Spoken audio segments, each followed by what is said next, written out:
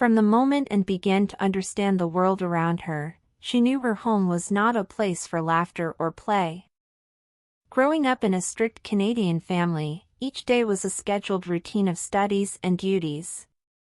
Her parents firmly believed that discipline shaped character, and that fun was a dangerous distraction. While other children ran through the yards, and learned to walk in silence through the hallways of her house. The rules were simple: don't question, don't contest, don't make mistakes. Any attempt to express her imagination was quickly suppressed. When the time finally came to attend school, a strict all-girls school, and didn't know how to act. The other students chatted animatedly, shared secrets, and laughed. But for Anne, even the simple act of striking up a conversation seemed impossible. She had never had friends, never learned how to interact. She felt like a fish out of water, a spectator in a life that everyone else seemed to live so naturally. Her world was silent. And, at that moment, she believed it would always be this way. For years, Anne lived on the sidelines of her own life, observing the world without ever feeling like she truly belonged. But everything began to change the day she met Liam. He came into her life like a breath of freedom in her silent world. Charismatic, outgoing, with an easy smile and a confidence that seemed unshakable. Where Anne hesitated, Liam moved forward without fear. Where she saw limits, he saw possibilities. For the first time, someone made her laugh, someone looked into her eyes as if she mattered. And, for the first time, she allowed herself to believe it. With Liam, Anne discovered a new kind of happiness, one that didn't come from her parents' approval or high grades, but from something much simpler and more enchanting, the feeling of being loved. He made her feel unique, special. And, little by little, his words became unquestionable truths. "Why worry about college or a career?" he would say, holding her hands with tenderness. "We're going to be happy. We only need each other." And had never been taught to dream on her own. Her future had always been mapped out by others: a good student, a well-mannered young woman, a woman who would follow the expected path. But with Liam, that path seemed unnecessary. The love he offered seemed enough. So, without questioning, without hesitation, she said yes. She left behind the books, the undefined plans, and with a heart full of hope, she embraced the promise of a future that, for the first time, truly seemed hers. In the early years, Anne's life felt like a fairy tale. Liam's love was intense, passionate, and she felt secure by his side. But nothing compared to the joy she felt when she discovered she was pregnant. The pregnancy was a magical period. For the first time, Anne felt she had a real purpose, something that was entirely hers. Each movement of the baby in her womb, each beat of the tiny heart at medical appointments, every plan she made for the future filled her heart with hope. Liam seemed to share in that happiness, taking care of her tenderly, saying they were building something special. And had never felt so loved. When Emily was born, it was as if the entire world had gained a new meaning. And devoted herself to her daughter with all the love she had. Becoming a mother became her greatest mission, and she embraced this role with total devotion. Her life revolved around the small family she had built, and, for a while, that was enough. But, little by little, something began to change. Liam was no longer the same man who made her laugh for no reason. Small comments, once said lightly, now carried demands. "You should wear something less flashy." "Why does it take you so long to reply to my messages?" "I don't like your friend, I don't think she's a good influence." And gave in, as she always did. First, she changed the clothes he didn't like. Then, she reduced the time spent with the few friends she still had. Before she realized it, her life had shrunk. Liam justified everything with the same argument: it was for their good. He only wanted to protect her. He only wanted what was best for the family. And believed it. She believed because she had to.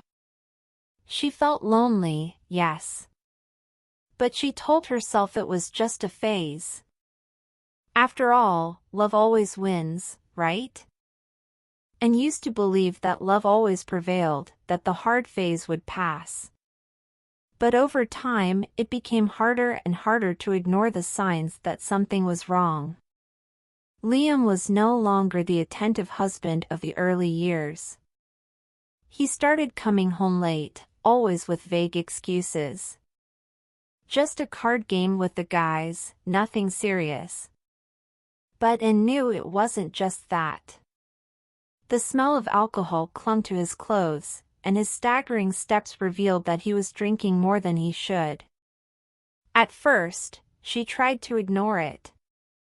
But the nights became lonely. When Liam finally came home, he barely looked at her. When he spoke, it was impatient, irritable. "You're always complaining. Nothing is ever good enough for you." Little by little, his cold comments became sharp barbs, wounding Anne in ways she didn't know how to heal. Then, the first explosion came. It was just a shout at first. A trivial argument that turned into something bigger than it should have been. His face turned red, veins in his neck bulging. "You're ungrateful," he yelled, his voice echoing through the house. Anne froze. She had never seen him like this. In the following days, she tried to forget. She told herself he was stressed, that every couple fights. But then, the barrier was broken for good. One night, Liam came home drunk.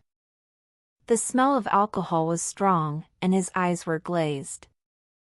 Anne asked where he'd been, her voice low, cautious. "Don't start, Anne," he muttered, dropping the key on the table. But she insisted. And then, everything fell apart. The shout came first. Then, the shove. Quick. Cold. Brutal. And fell, the cold impact of the floor sending a shiver down her spine. The shock was immediate. She wanted to scream, react, do something. But all she could do was lie there, motionless, her heart racing. Liam walked away, mumbling disconnected apologies, saying he didn't mean to do it. And believed him. Because she had to believe him. In that moment, on the cold floor of the living room, Anne realized she was trapped. But she didn't want to believe it. In the following days, she waited for Liam to truly regret it. He apologized, yes, but nothing changed. The smell of alcohol still clung to his clothes, the nights away from home became more frequent, and his patience with Anne completely disappeared. Desperate, she turned to her parents. She told them, with a trembling voice, about the arguments, the outbursts of anger, the shove. But all she received were cold stares. "A marriage requires sacrifices, Anne. You promised to stay with him in sickness and in health." She left there feeling more alone than ever. Without her own money, without friends, without a place to go, and convinced herself that she needed to find a new reason to keep trying. And then, she discovered she was pregnant again. Noah came into the world like a ray of hope. She believed a new baby could bring change, reignite something good in Liam. But the opposite happened. He became even more controlling, more distant. Now, Anne was not only a prisoner of an unhappy marriage. She was a prisoner of a life she hadn't chosen. The announcement came without warning. Liam decided to join the military, a choice influenced by the friends he spent his nights playing cards with, who talked about how military life could be an escape from everything he wanted to leave behind. And was stunned, but at the same time, part of her felt relieved. Maybe it was an opportunity to breathe, to have some space for herself, away from the weight of constant tension. When Liam left for Haiti, the emptiness in the house felt heavy, but not oppressive. The silence was no longer an enemy. She no longer had to live in fear of every step, every word, every gesture. The relief was subtle, but it was there. The first days without Liam were marked by a silent loneliness. And devoted herself to taking care of Noah and trying to understand who she really was, without the reflection of someone who saw her as an extension of themselves. She even began to wonder, had the pain already passed? But then, the letters started disappearing. The calls, which had been frequent, became sporadic. Liam was distant, more absent each day, until, one day, and found out the truth. He had another woman. She didn't know how to process it. The impact was profound, cold. It wasn't just the physical abandonment, something she had grown used to over the years. It was the emotional absence that hurt even more, as if he had removed the last piece of her being. He hadn't just left physically, he had moved on with someone else. And found herself drowning in the silence of her own home. The walls suffocated her. What was left now? What was left of everything she had believed was real? She looked at Noah, asleep in her arms, and questioned herself with a deep emptiness. Who am I now? She was no longer a wife. She was no longer anything. She had given everything and, in the end, lost herself. Months had passed since Liam's betrayal, and Anne was trying to move on, even though the weight of the pain still consumed her. Emily, now older, was beginning to understand the tensions at home. Life without Liam wasn't easy, but at least it was quieter. The silence, though heavy, was a kind of freedom. And focused on being the best mother she could be for Emily and Noah, trying to fill the void left by her husband's absence. And then, one day, Liam came back.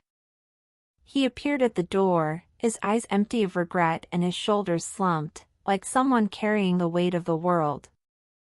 "I made a mistake," he said, his voice trembling. "I want to rebuild our family, Anne. I love you. I want everything to go back to the way it was." And, still hurt, looked at him with a mixture of distrust and hope. For Emily's sake, she wanted to believe that he could change, that they could rebuild everything together. Maybe she had been wrong before. Maybe he was finally willing to be the man and father their family needed.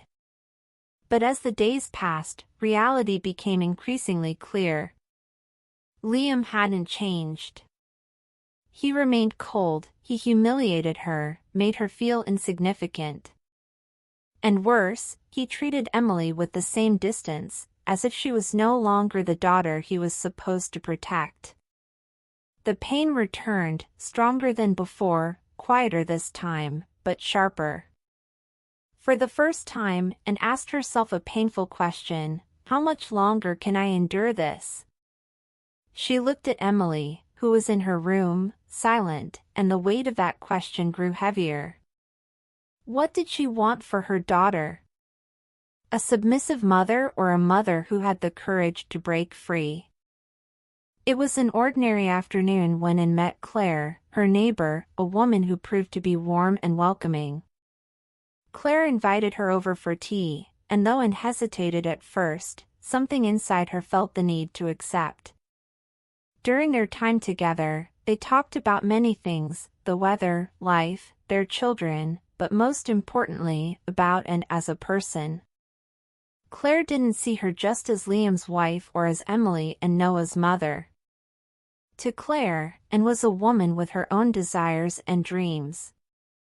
The conversation left a mark on Anne. For the first time in years, she felt seen, understood. Claire didn't offer advice, just a genuine ear. And that made all the difference. Inspired by their talk and this newfound sense of freedom, Anne made a decision. She would start selling her favorite pie, the famous sugar pie, a Canadian tradition she had always made for her family. At first, she was afraid.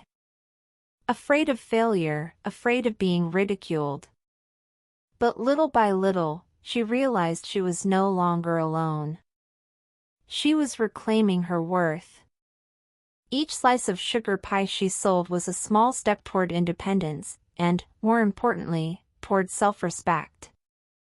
When Liam found out that Anne was selling sugar pie, he exploded with rage. "You don't need this," he shouted, his eyes burning with fury. It was as if she had broken an unspoken rule, an invisible order he had always tried to enforce.